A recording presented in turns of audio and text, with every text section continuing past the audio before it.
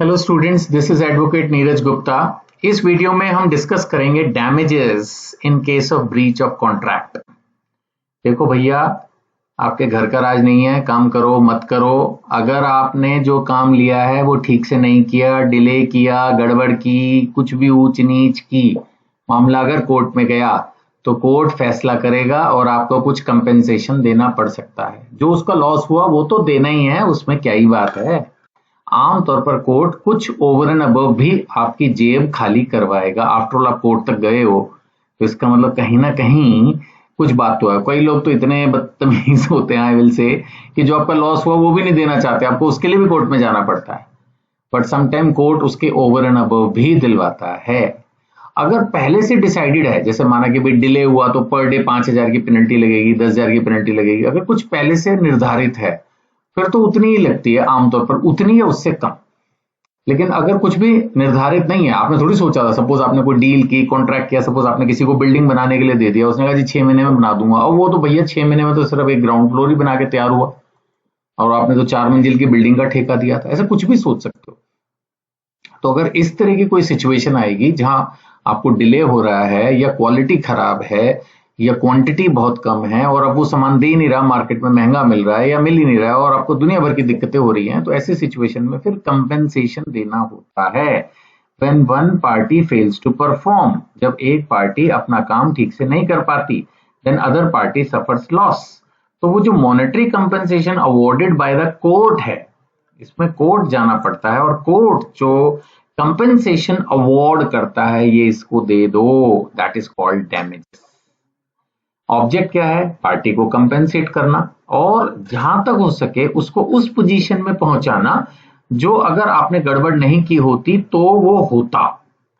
मतलब ये कि सपोज मैंने एक रॉ मटेरियल 10 लाख का देना था, मैं नहीं दे पाया, चलो अब उसने क्या किया, इमरजेंसी की वजह से 10 लाख का रॉ मटेरियल मार्केट में जल्दीबाजी में 11 लाख में खरीदा। ठीक है, तो अब उसको 11 लाख थोड़ी दोगे, 10 लाख तो वो आपको भी देता, उसका लॉस तो 1 लाख का ही हुआ ना। तो वो 1 लाख रुपए अगर आप उसको दे दो तो एक तरह से वो बात फिर अब खत्म हो गई, क्योंकि उसका जो लॉस हुआ आपके कॉन्ट्रैक्ट को एग्जीक्यूट ना करने की वजह से वो 1 लाख है, वो 1 लाख आपने उसको दे दिया। तो जहां तक हो सकता है आपने उसको उसी पोजीशन में पहुंचा दिया अगर आप उसको दे देते। तो ये जो मैंने अभी आपको एग्जांपल भी दिया, ये बेसिकली ऑर्डिनरी डैमेजेस है। इसमें जो हुआ वो उसका डायरेक्ट एंड इमीडिएट लॉस जो हुआ वो आपने उसका भर दिया। ये सबसे सिंपलेस्ट एग्जांपल है जो मैंने आपको दिया कि एक पार्टी का जितना लॉस हुआ वो आपने उसको दे दिया। जैसे मैंने यहाँ एक एग्जांपल और लिखा है कि एक आदमी ने 2,000 रुपए किलो के हिसाब से 100 बैग खरीदे, उसने वो डिलीवरी नहीं की, अब वो 2,000 का बैग हो गया 2,500 का। तो सोचो 500 रुपए पर बैग का लॉस हो गया ना पार्टी को। उसने ऑर्डर किया था 2,000 रुपए पर बैग पे, अब माल आपने दिया नहीं और उसने मार्केट से खरीदा, तब तक वो हो गया 2,500 या उसको मिला ही 2.5 में, तो 500 रुपए का लॉस हो गया एक बैग पे। तो 100 बैग में जो भी इसका आंसर बन गया 5 लाख रुपए, कितना बना, 500 5 50,000 रुपए, वो 50,000 रुपए आपको कंपनसेशन मिलना बनता है। ऐसे एक और भी है कि आपने सप्लाई करनी थी कंस्ट्रक्शन के लिए ब्रिक्स की, वो आप नहीं कर पाए तो उसने मार्केट से महंगे अमाउंट पर खरीदी, तो वो फिर आपको पे करनी पड़ेगी। इसके अंदर एक बहुत फेमस केस है, इसको आप याद रख लो तो अच्छा है। डैमेजेस के ऊपर आप लिख दो कि इसके अंदर जो भी लॉसेस नेचुरली अराइज होंगे तो वो आपको देने हैं। तो ये हेडले बैक्सेंडेल का केस बहुत जगह आपको मिलेगा। So this is the foundation case for damages. तो इस तरह के जो इंपॉर्टेंट केसेस होते हैं उनको याद रखने की कोशिश करनी चाहिए। तो ये थोड़ा एक इंपॉर्टेंट केस है, अगर डैमेजेस का क्वेश्चन एग्जाम में आता है तो आप इस केस को लिख दीजिए। स्पेशल डैमेजेस क्या है? विशेष हर्जाना। ये होता है स्पेशल सर्कमस्टांसेस की वजह से जो आपने बताई हूं, राइट।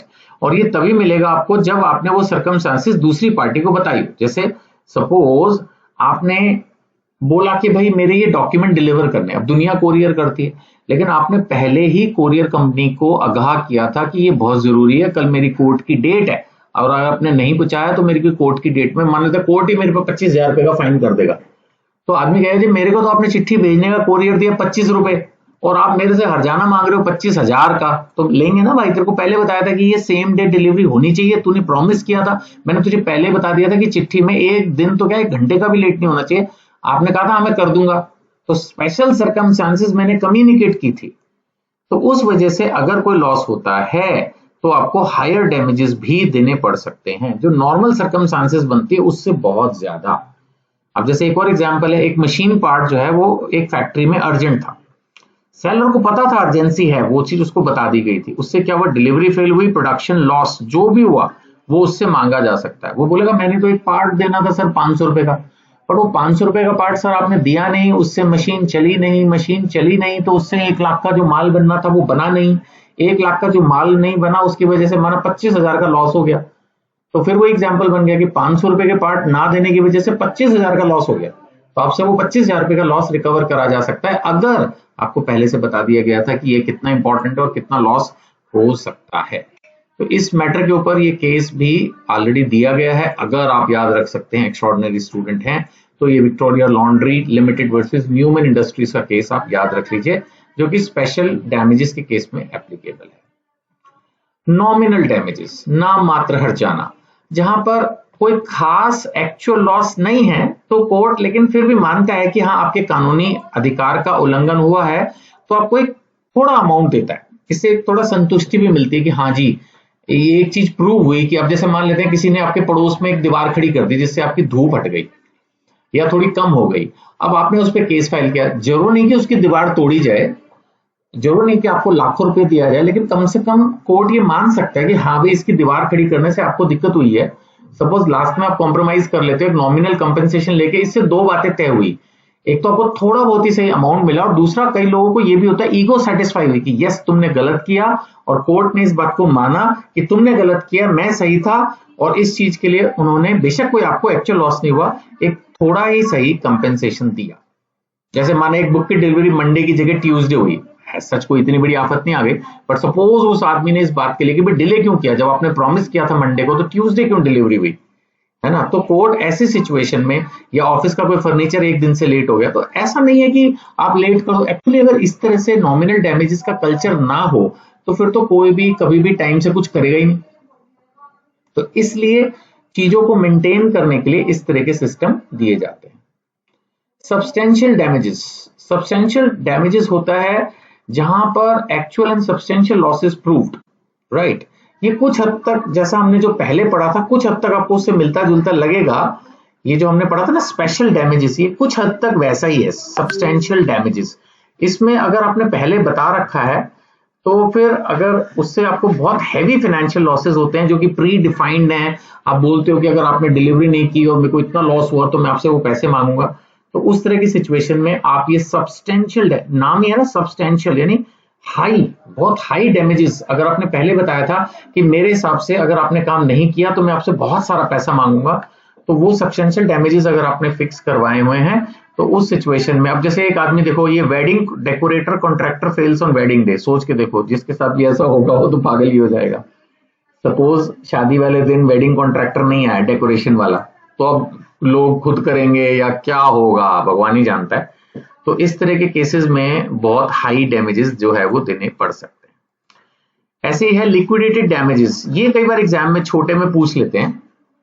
लिक्विडेटेड डैमेजेस क्या है कि जब कंपेंसेशन पहले से ही फिक्स होता है कि भैया जैसे सॉफ्टवेयर आपने बनाना है, आपने कहा जी मैं 15 दिन में बना दूंगा, तो आपने कहा ठीक है, अगर लेट किया तो 1000 रुपए रोज का फाइन है, या बिल्डिंग बनाने पे या सड़क बनाने पर, इस तरह के जो कॉन्ट्रैक्ट्स होते हैं उसमें कई बार डिले का फाइन पहले से ही तय कर देते हैं, जरूरी नहीं कि उतना ही लगेगा, बट उतना या उससे कम फिर लग सकता है।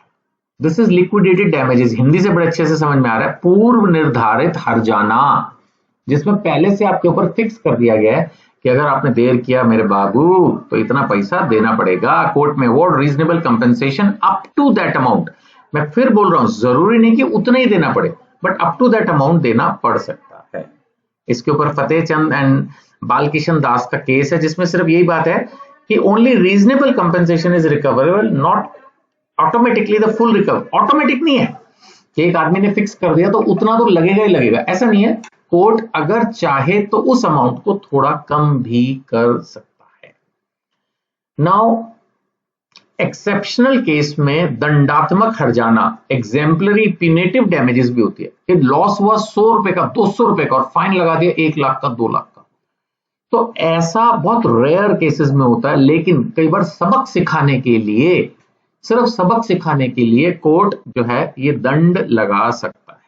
बट खैर इस तरह की बहुत रीजन मतलब बहुत टिपिकल सिचुएशन होगी। अब जैसे wrongful dishonour of cheque by bank, पुराने जमाने में चेक का सिस्टम बहुत पॉपुलर था, आजकल तो ज्यादातर क्यूआर का सिस्टम है, बट अभी भी ये चेक का सिस्टम कॉर्पोरेट वर्ल्ड में चलता है कंपनियों में। अब सपोज आपके बैंक में सफिशिएंट पैसे हैं, फिर भी बैंक ने गलती से आपका चेक डिसऑनर कर दिया, ये कह के कि फंड्स इनसफिशिएंट है। अब सोच के देखिए, कोई बड़ी कंपनी का चेक था, आप हैरान हो गए, हैं इतनी बड़ी कंपनी 50,000 का चेक डिसऑनर, तो कितनी बेइज्जती होती है। ऐसी सिचुएशन में बैंक को पेनलाइज करने के लिए हैवी पेनल्टी लगाई जा सकती है। कई बार ऐसी गलतियां बैंक कर देता है कि बैंक से गलती हो जाती है, किसी से भी हो जाती है, जिससे दूसरी पार्टी बहुत हताहत हो जाती है। जैसे यहाँ पर एक breach of promise to marry भी लिखा है। तो जहां पर इस तरह के चेक रॉन्ग डिसऑनर होते हैं, रेपुटेशन पे बात आ जाती है कि भाई ये तो बहुत गलती हो गया, तो फिर ऐसी सिचुएशन में कोई जो है कोर्ट जो है एग्जेम्पलरी डैमेजेस भी ले सकता है। यानी जहां पर आपकी गलती है तो छोटी, लेकिन सामने वाले की समझ लो रेपुटेशन पर बात आ गई। ये प्रॉमिस टू मैरिज में भी देखा जाए तो कोई ऐसी आफत नहीं हुई, माना आपने मना कर दिया मैं शादी नहीं कर रहा तो कहीं और कर लो, बट कई बार समाज में वो बात पूरी फैली हुई होती है कि हाँ जी इस बच्चे की शादी इसके साथ हो रही है, अब शादी टूट गई, लोग 50 तरह की बातें कर रहे हैं। तो ऐसी सिचुएशन में आप इन चीजों को कैजुअली नहीं ले सकते। तो ये इस तरह से होता है, ठीक है ना। अब अगर हम आगे बढ़ें तो है loss arising as a consequence. ये रिकवरेबल ओनली, फोर्सिएबल भी है और उसको इन्फॉर्म्ड है ना। मैं हमेशा इसके लिए समझाने के लिए एक एग्जांपल लेता हूं कि मैंने एक टैक्सी बुक की एयरपोर्ट जाने के लिए, वो लेट आई, मैं लेट पहुंचा, मेरी फ्लाइट उड़ गई। तो वहां जाकर मेरे को कोई कॉन्ट्रैक्ट मिलना था जिससे मैंने 10 लाख कमाना था। अब मैं कार वाले के पीछे पड़ गया कि तू कार लेट लाया तो मैं एयरपोर्ट लेट पहुंचा, उससे मेरी फ्लाइट उड़ गई और उसकी वजह से मेरा 10 लाख का कॉन्ट्रैक्ट उड़ गया, अब तू बेटा दे 10 लाख। टैक्सी वाला तो हाथ जोड़ लेगा, बाबूजी मेरे को नहीं पता था, थोड़ी सी लेट होने से इतनी प्रॉब्लम हो जाएगी ना, आपने मुझे बताया। ठीक है मैं लेट आया हूँ, एग्रीड, मुझे 6 बजे पहुंचना था, मैं 6:20 पे आया, 20 मिनट का लेट है जिससे आपकी फ्लाइट निकल गई, एग्रीड। बट आप 10 लाख रुपए का मेरे पर जुर्माना कर दो, ऐसे तो हो सकता है 10 करोड़ का कॉन्ट्रैक्ट होता, ये कोई बात थोड़ी है। तो ना तो आपने बताया, अगर ऐसा बोला होता तो मैं हो सकता है मैं आपको मना ही करता, नहीं बाबूजी मैं तो इतने टाइम से नहीं आ पाऊंगा, सुबेरे का टाइम है, लेट भी हो सकता हूँ, आपने कुछ बताया भी नहीं। तो ये जो कंसिक्वेंशियल डैमेजेस है कि आपके जैसे आपको सर आपने तो मशीन में लगवा दिया 500 रुपए के पार्ट के पीछे 5 लाख का जाना, अरे तो उसको बताया था ना कि अर्जेंट है और उसने हाँ की होगी ना, मैं दे दूंगा। अब जो मैं एग्जांपल ले रहा हूँ टैक्सी का वो थोड़ा सा तो डिफरेंट है, लॉ का स्टूडेंट हो, थोड़ा से फर्क समझना सीखना होगा। अगर आपने सामने वाली पार्टी को पहले से बता दिया था कि भाई तूने अगर ये नहीं किया तो इसके बदले में मेरा इतना नुकसान हो जाएगा और वो तुझे भरना पड़ेगा, फिर तो बात अलग है, हिंट दियो, समझाया हो, एग्री करवाया हो। अगर ऐसा कुछ नहीं है तो फिर वो नहीं चल पाएगा। तो ये चीज थोड़ा सा हमें समझनी पड़ेगी कि भाई अगर आपने पहले से इन्फॉर्म नहीं किया तो वो चीज नहीं चल पाएगी, पहले से अगर फोर्सिबिलिटी है तो ही होगा। अब जैसे एक और एग्जांपल है, कोई आदमी एक ऑनलाइन सेल कर रहा था, स्पेशल सेल इवेंट, अब वो सर्वर जो है उसी दिन ही डूब गया उसका। अब ऑनलाइन सेल में जो सर्वर था, जिसने सर्वर देना था उसको पहले से बता दिया था कि उस दिन मेरी सेल होगी, तेरा सर्वर चलना चाहिए, और बाय द वे उसी दिन उसका सर्वर नहीं चला तो लॉस हो गया, सेल का उस दिन हुई नहीं। तो अगर उसको पहले से बताया हुआ था तो फिर तो देना पड़ेगा। ऐसे sometime inconvenience, mental distress, rare है, कॉन्ट्रैक्ट्स में ये सब कहाँ होता है, बट फिर भी कोर्ट कभी कभी मेंटल डिस्ट्रेस के लिए भी दे सकता है। जैसे हॉलीडे टूर ऑपरेटर, उसने आपका ट्रिप लास्ट मोमेंट पे कैंसिल कर दिया, देखा जाए तो कोई आफत नहीं आई, आपने 10,000 रुपए की सपोज बुकिंग की हुई थी, 1 लाख की बुकिंग की हुई थी, वो 1 लाख उसने वापस कर दिया, बट सारे बच्चे जो उछल रहे थे 1.5 फीट, उसका क्या होगा? तो अब उसके पैसे तो देने पड़ेंगे ना, उसका लग्जरी ट्रिप, वो तो सपने ले रहा था मैं वहां कूदूंगा पानी में, हवाई जहाज में, पहाड़ में, जो भी था XYZ, वो आपने कैंसिल कर दिया। तो mental distress, family vacation is ruined. तो ऐसी सिचुएशन में कंपेंसेशन मांगा जा सकता है, कंपेंसेशन देना पड़ सकता है। तो ये भाई ये भगवान करे ना किसी के साथ हो। दूसरा एग्जाम्पल, वेडिंग फोटोग्राफर आया ही नहीं, ले मर गए। अब पुराने जमाने में तो मोबाइल थे नहीं कि हर कोई खींच ही लेगा फोटो, एक वेडिंग फोटोग्राफर मान लेते हैं वो भी ना आया, तो अभी तो फिर वो फोटोग्राफी ऐसी होगी जैसे कपिल देव का मैच था ना 1975 का, कौन सा वर्ल्ड कप था, 1983 का, जिम्बाब्वे वाला, 175 जब कपिल देव ने बनाया, उस दिन हड़ताल थी बीबीसी की, तो उसकी वीडियो ही नहीं है। कपिल देव ने इतने बड़े रन बनाए, आज तक उस चीज को सब याद करते हैं, लेकिन उसकी रिकॉर्डिंग नहीं है, नहीं है तो नहीं है। ऐसा अगर कुछ हो जाए तो मेमोरीज आर लॉस्ट। सो अगर हम ध्यान से देखें कि ये जो डैमेजेस मिलते हैं इसको कैलकुलेट करने का तरीका क्या है, एक तो नेचुरल लॉसेस हो, और रिमोट डैमेजेस रूटीन में रिकवरेबल नहीं होते जब तक कि पहले से बता ना रखा हो, और कोशिश यही होती है कि हानि कम करने का दायित्व, यानी कि इंजर्ड पार्टी को रीजनेबल स्टेप्स खुद भी लेने हैं लॉस को रिड्यूस करने के लिए। अब यहां पर एक ये इंपॉर्टेंट पॉइंट है, सपोज मैंने 10,000 रुपए में माल खरीदना था, सामने वाली पार्टी लेट हो गई। अब मुझे पता है कि भाई हमारा तो तय हो रखा है कि अगर मेरे को महंगा खरीदना पड़ा तो मैं जो भी लॉस होगा वो दूसरी पार्टी से ले लूंगा।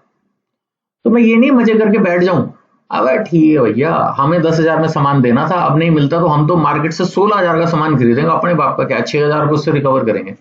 ऐसा नहीं भाई, कहीं ना कहीं आपकी भी ड्यूटी है कि उस लॉस को मिनिमाइज करने की आप कोशिश करोगे। ये नहीं है कि अपना आराम से मौज करके बैठ जाओगे, भैया लॉस हो रहा है तो होने दे, दूसरी पार्टी ने कंपेंसेट करना है मेरे को, ये नहीं चलेगा। You have to try to reduce the loss. ठीक है, वो लॉस उसको पे करना पड़ेगा जिसकी वजह से आपको लॉस हो रहा है, लेकिन आपकी भी ड्यूटी है उस लॉस को बढ़ाओगे नहीं। जैसे माना किसी का घर जल रहा है, इंश्योरेंस कंपनी ने कंपेंसेट करना है कि चलो जी जो भी आपका, इसका मतलब थोड़ी आ रहा है घर जल रहा है जलने दे भाई, अपने को क्या है इंश्योरेंस हो रखी है, ऐसा जरूर होता है। आप लॉस को रिड्यूस करने की कोशिश तो करोगे, ये थोड़ी इंश्योरेंस कंपनी ने अगर कंपेंसेट करना है तो। अब माना कंपनी हॉस्पिटल का बिल देगी तो थोड़ी आप अपना हाथ पांव तोड़ लोगे, आंख फोड़ लोगे, भाई ठीक है भैया कंपनी ने इंश्योरेंस क्लेम देना, तब आप कोशिश करते हो ना। बेशक कंपनी ने इंश्योरेंस क्लेम देना, आप कोशिश नहीं करते कि मैं हॉस्पिटल से जल्दी घर पहुंच जाऊं, मैं जल्दी ठीक हो जाऊं। ये थोड़ी ईंट अपने सर में मार लेते हो कि हाँ जी इंश्योरेंस करा रखा आपने, हो गया, ऐसा थोड़ी होता है। ऐसे प्रॉपर्टी के लॉस में भी आपको इट इज द ड्यूटी कि आप लॉस को कम करने की कोशिश करोगे। लिक्विडेटेड डैमेजेस और पेनल्टी में फर्क है। लिक्विडेटेड डैमेजेस जो है वो जेन्युइन लॉस का एस्टिमेशन होता है और उसमें यूजली एक रीजनेबल अमाउंट आपको पे करना होता है, यही मेन फैक्टर है, यूजली रीजनेबल। जबकि पेनल्टी का मतलब, पेनल्टी वर्ड ही खराब है, पेनल्टी हमेशा ज्यादा ही लगती है, थोड़ी दंडात्मक राशि है ये, पनिशमेंट अमाउंट है, ऑफन एक्सेसिव, ज्यादा ही लगती है, सामने वाली पार्टी परेशान तो होती है। अब इसमें कुछ इंपॉर्टेंट केसेस दिए हैं जिसमें कोई, मतलब जो मैंने पढ़ा है वही सब पॉइंट्स हैं, कंक्लूजन में भी मेनली वही सब बातें लिखी हैं कि court aims to compensate the aggrieved party. Court की कोशिश रहती है कि जिस पार्टी को नुकसान हुआ है उसको जितना हो सके भरपाई कर दें। I hope the question is clear, but still if you have any doubt in numbers पे आप व्हाट्सएप कर दीजिए, यूट्यूब पर हैं तो वहां पर भी अपना क्वेश्चन लिख सकते हैं, और जिस बुक से मैं पढ़ा रहा हूँ उसको रीजनेबल प्राइस पे परचेज करने के लिए आप कनेक्ट कर सकते हैं।